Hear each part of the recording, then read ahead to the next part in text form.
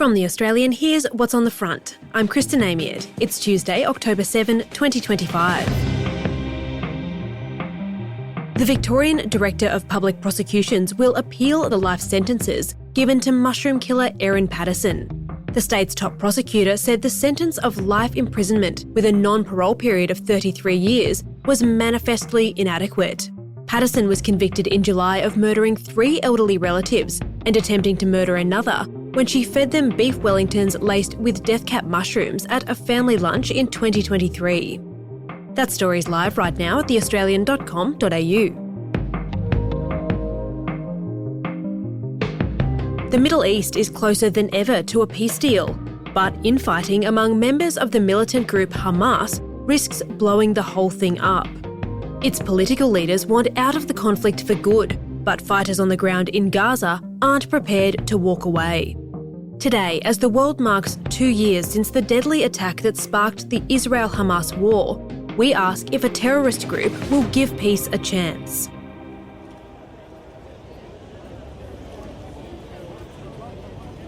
Downtown Tel Aviv, a stone's throw from the glittering Mediterranean Sea. Israel's young and old gather to remember, to grieve, and, on a day like today, allow themselves to hope.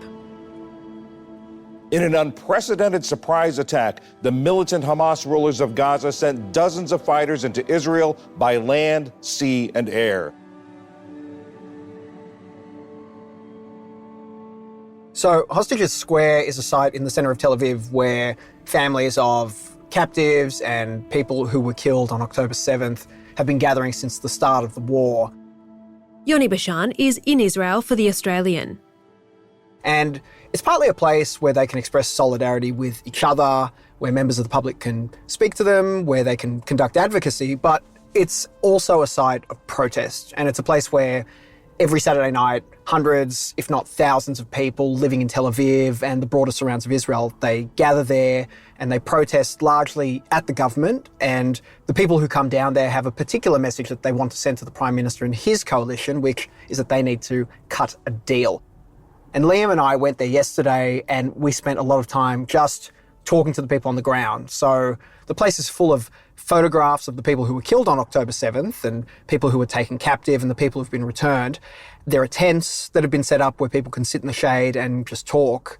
And actually, quite remarkably, what we did see yesterday, which neither of us had seen before, was a mock-up or a replica of a Gazan tunnel where the hostages are currently being held. And so this is something that's life-size that you can walk through, and Liam and I actually did that. We walked through one of these tunnels and it's rigged up with electricity, speakers that emulate the sounds that the hostages might be hearing underground.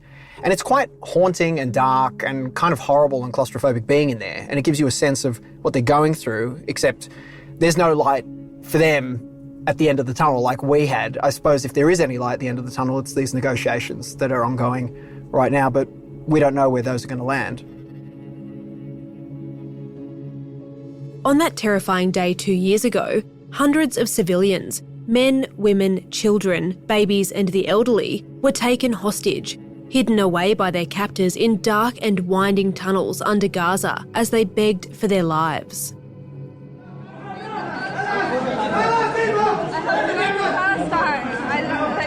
Someone speak English. Please, what?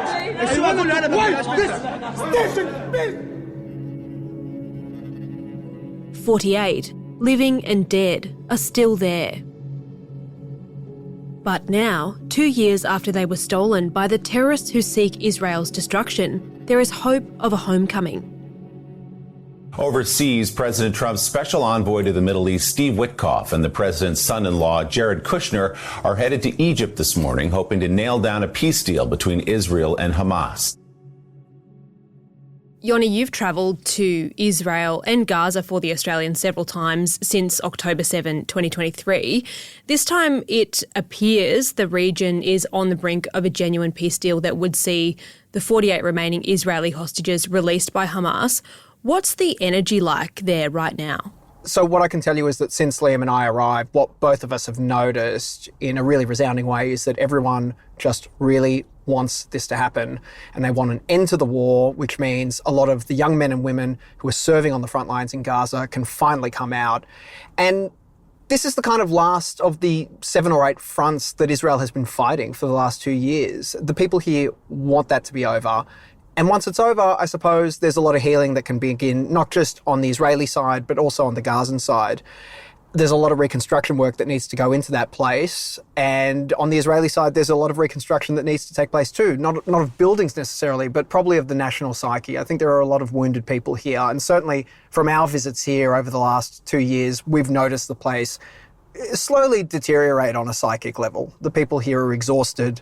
They're struggling. They don't want war. They never did want a war. But particularly now, they want an end. They want Hamas to disarm. They want their hostages home. And people just want to get on with their lives. Under the 20-point peace plan proposed by Donald Trump last week, Hamas has agreed to release all 48 remaining hostages, living or dead, but only if there are proper field conditions.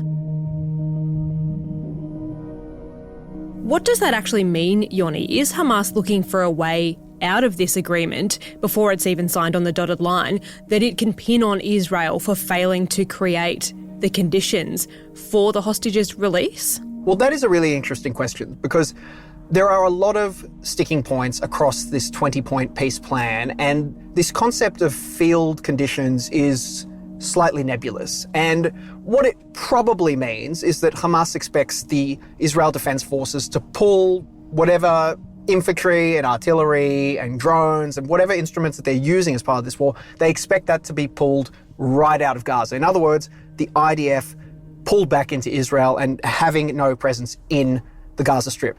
Now, the problem with that from the Israeli side is that if the Israelis do that, there is a possibility that Hamas will use the vacuum created by the IDF's removal to then reassemble itself, rearm itself, and we're back to where we started once again. So it's this careful balancing act between what the field conditions can look like so Hamas can disarm, and what the field conditions can look like so the Israelis can also pull out. And you've got a number of different diplomatic sides trying to work this out right now in Egypt. Everyone wants to look outwardly positive about this deal. Everyone says outwardly that they support this deal. No one wants to be the first one to say, we don't support this deal. But that's what everyone's contending with. So it would appear as though there's a lot of goodwill towards making this work, but there is some cynicism over whether it can actually be put into effect. Benjamin Netanyahu vowed in the aftermath of the attack on Israel that he wouldn't stop until Hamas was destroyed and that the hostages were home. Now neither of those things have happened, and yet he has agreed to this deal and called off the offensive largely in Gaza. Is it a mark of the kind of diabolical, evil genius of Hamas's plan to take those 250 hostages on October 7 that it's essentially the thing that's making peace a very real possibility in 2025? Well, I think it was diabolically evil for Hamas to take 250 people hostage. And what we know about that particular strategy and what we know about Hamas's leader in Gaza, Yahya Sinwar, who has been eliminated, and he was eliminated a year ago, is that the whole point of taking hostages was a strategy to create fractures within Israeli society. Hamas wanted to create fractures in Israeli society using the hostages by first creating a rift between those who felt that a deal needed to be conducted to get them out and those who thought a military strategy to annihilate Hamas would be the way forward. Hamas gambled on the possibility that a massive military response would be forthcoming from Israel, and by dint of doing that, a large number of Palestinian civilians would be killed. And in the process of raising that casualty count, that death count in Gaza, world opinion would turn on Israel and at some degree turn Israel into a pariah state. And to an extent, there would be people who would argue that Hamas has been highly successful in executing that strategy. That was the point of taking the hostages. The other point of taking hostages, of course, is that Hamas and other terrorist groups in the Middle East, particularly Hezbollah in Lebanon and elsewhere, have been taking hostages for decades. And the point of taking Israeli hostages in particular is that they can then be traded or bartered back to Israel for the release of their prisoners held in Israeli jails. And that's been a very effective strategy since the start of this war, because you'll notice that the Israel Defense Force has been able to secure the releases of a small number of the original 250 hostages that were taken. I think the number is approximately 8 people that have been freed through military engagements. But What we know is the majority of hostages that have been released weren't released through direct military engagements, but actually through ceasefire negotiations. Having said that, there are many in the hawkish Netanyahu government administration who would say, well, we only got Hamas to the negotiating table by executing harsh military strategies. So it's a double-edged sword, and both sides are going to claim that it was their strategy that got us to where we are now. But as I said to your earlier question, all the Israeli public wants, and I dare say most people in the world, just want to see an end to the fighting as soon as possible. Coming up, what does peace in the Middle East mean for the militant group at war with itself?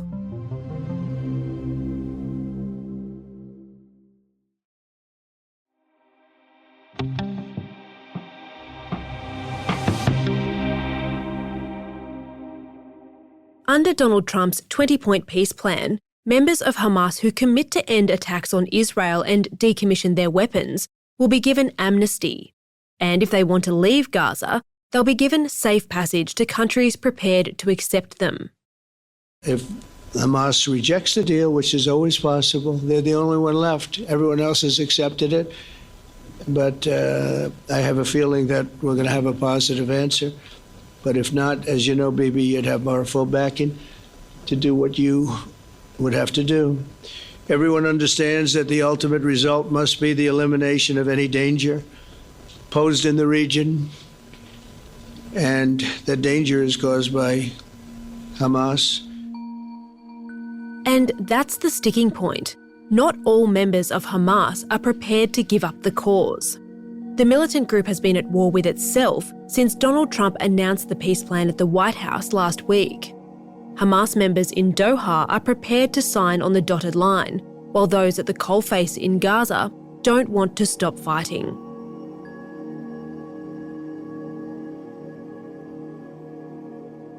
What do you think is inside the minds of the Hamas fighters, the military leaders left in Gaza as these negotiations are happening? Are they resentful of the ones who got out, do you think? One has to wonder whether they're even thinking about them at all for the Hamas fighters who are there. And one of the reasons why I would say that is because these are people who subscribe to a fanatical ideology. They're jihadists, and they see themselves as carrying out a holy war to retake the Holy Land, which in their minds does not belong in any way, shape or form to the Jewish people. So there's no space in that thinking for a two-state solution. These are people who are locked in a mindset of carrying out the fighting at all costs, whether it's at the cost of their lives or the lives of the civilians who are caught in the crossfire. And it's going to be a very tricky task to try and talk down some of those elements to lay down their arms and to walk away or to reintegrate to society, whatever it looks like in the days moving forward, because they are indoctrinated with a fanatical ideology. Assuming Hamas agrees to the terms of this deal, what happens next? Will they be allowed to go on living their lives, or is Mossad likely to quietly pursue surviving members of Hamas until it deems Hamas can never again be a threat to Israel? Well, what I can tell you is that history informs us that Israeli intelligence and its agencies in the past have gone after surviving members of terrorist groups that have perpetrated horrendous attacks on Jews, Israelis, or indeed on the Israeli state. I would say, in caution of that, that the terms of this particular deal are such that were Israel to honour an agreement to give Hamas's leadership a safe passage out of Gaza, it would probably be hamstrung in pursuing those people once they're received by those receiving countries. There's always the possibility that in some distant future, a person involved in the horrendous, heinous acts of October 7 winds up dying of, quote, natural causes or in some other circumstance that might look suspicious to authorities, and one can never really know. And the thing that I would also say about Israeli intelligence operations is that they're rarely, if ever, attributed to Israeli intelligence. And that's the whole point. Israeli intelligence neither confirms nor denies its involvement in targeted assassinations that have occurred of some of its enemy leaders around the world in the past. Supposition usually links them to it. So it's a difficult question to answer. I think the reasonable person would assume that those involved in what happened on October 7 probably have a clock ticking. On the other hand, if certain individuals are promised safe passage out, they may just have a few years left.